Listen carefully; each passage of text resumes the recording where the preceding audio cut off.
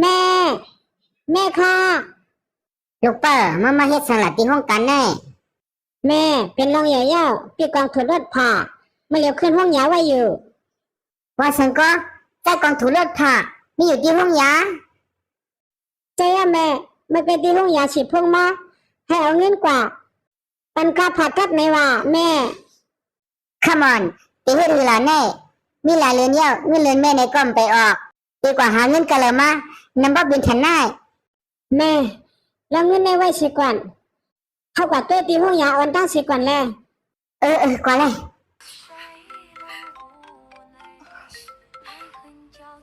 ฮัลโหลเป็นก้นเฮิรนใจกองห้า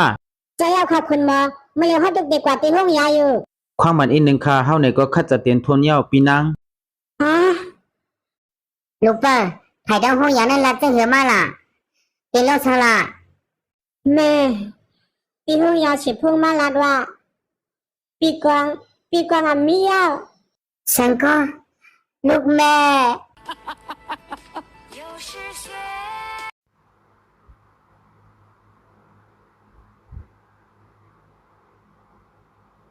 พอเล่นห้องคามาทบมีรองสังขะเอ่อ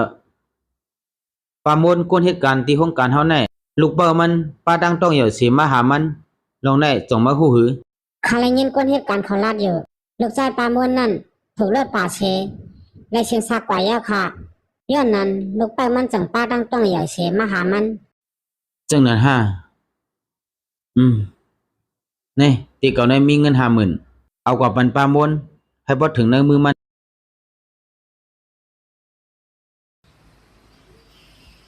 นายอยู่ค่ะบ่เร่งตั้งใจไรอยู่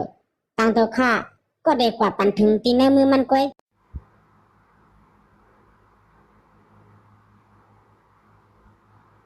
หัวหน้าใจเคยเฮ็ดช่างอยู่ผู้จัดการมามีลองสังละนั่งเสร็จแล้วเลยมีการลองอย่าอีสังละมีปามนกวนปัดเพียวตีห้องการเฮาในตีเฮือนมันมีลองสุกยงอีหนึ่งบ่เร่งปันเงินมา50,000ให้เอากว่าปันมัน10,000แน่เอากว่าปันมันสิเลยไล่ข้าป่องใจเย้าลองแน่ข้าได้เหตุการณ์มันอีหลีก้อยเดี๋ยวเฮ็ดสังก็เฮ็ดเลย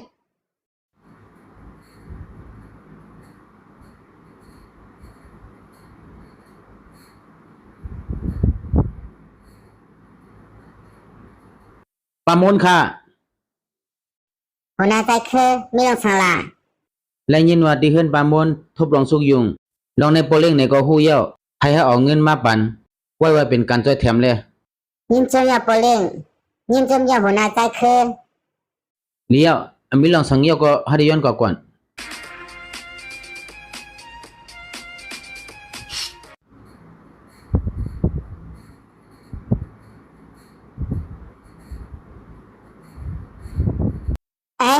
โปเล่งค่ะโปเล่งไปกำก่อนเป็นสังละปามนมีลองสังขละเจ้าไหนนี่เมื่อวันนั้นปามนเงินเจ้าไหนเอาไว้บรรลุเป้าปามนซื้อกินยาอันมีเอ็นมีแห้งสิแลอำโลยเอาค่ะโปเล่งเงินเดือนค่าไหนก็กลุ่มตาเฮาสองก็ไม่ลูกจะใจอยู่ก้อยเงิน6 ปากแน่ค่าขึ้นเป็นโปเล่งเส6 ปากเจ้าได้เป็นหัวหน้าใจคือมาปั่นข้าวมานัดว่าโปเล่งให้มาปั่นในว่านายอยู่ค่ะบ่เร่งตังตัวข้าก็ได้กว่าปันถึงตีในมือปามนก้อยปามนข้าวฮู้เย้าเหตุการณ์ก่อนเลย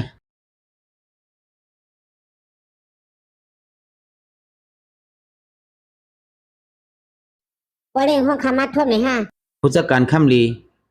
จงมาฮู้ว่าก็ห้องมาทั่วเพศสังอ่าอำฮู้ค่ะเมื่อวันนั้นก็ฮอยมาเอาเงินกว่าปันปามนมากกว่าปันเย้าห้าบ่เร่งลาดว่าเงิน50,000นั้นห้าค่าให้หัวหน้าใจคือเอากว่าปันมายุ่มเจออะไรอยู่ห้าวันนั้นคาราดมันกว่าจังไหนนี่คาราดว่ากว่าปันปามนจนตัดได้ใจแถมลูกเป้ามันจังไหนตีหนูเลยกว่าปันถึงในมือปามนคาราดกว่าจังไหนหัวหน้าใจคือไหนห้าก็เลยสิพวกมันมาเหลียวแน่ฮัลโหลใจคือมือเหลียวมากๆดีข้องเหตุการณ์เก่าแน่ไว้เลย เลี้ยงห้องคาในห้าหัวหน้าใจคือก็มีลองหนึ่งติดทำเมื่อวันนั้นก็เอาเงินปันผู้จัดการกว่ามันกว่าปันเมื่อกาเหละ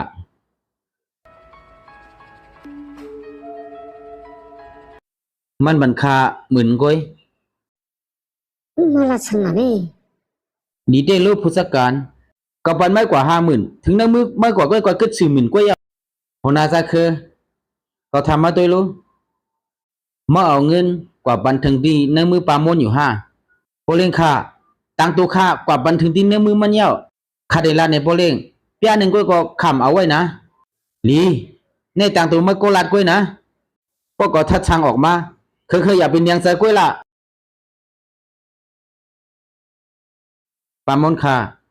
มาดีข้องเหตุการณ์ค่าในกำหนึ่งค่ะลูก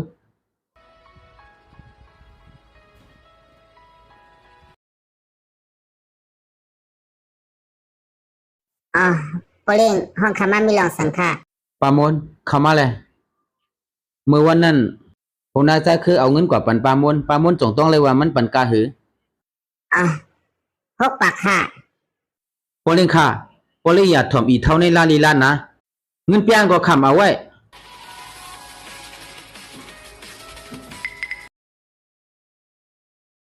ปามนจงต้องเลยว่าหัวหน้าใจคือเอากว่าปันปามนตีละ ก็ติดแต่หูกันในกล้วย ดีเต้หัวหน้าใจคือที่นั้นมีกองไถไว้อยู่ก้อยฉันเกาหาลองเต้มันมาเลยฉันคือสงก็เตเลยเอาเป็นพรโปเล่งค่ะอย่าขนาอย่าค่ะข้าก็เอาไว้เกาเฮง10 ปากก้อยข้าทั้งกว่าปันมัน6 ปากอยู่ผู้จัดการมันเอาไว้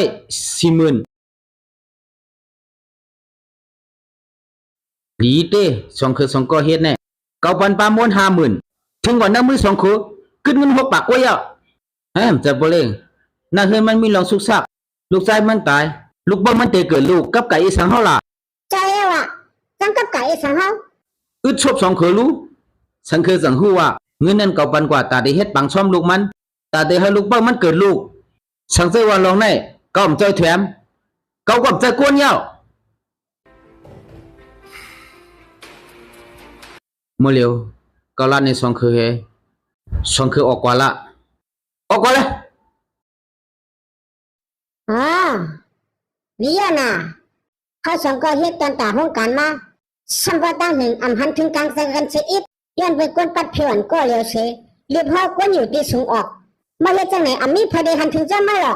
ใจเอ้าอามีเพอดีหันถึงจอมมาเพราะว่ามีคนหันถึงจอมก็ได้บันขึ้นก้นเงิน50,000ก็ได้บันแท้2 ปุ่นกว่าหันหันถึงจอมสุรัตก้อยมันนำยาวก็อยู่ว่าเฮ็ดลองสาถูกแน่มันหลีที่สุดยาว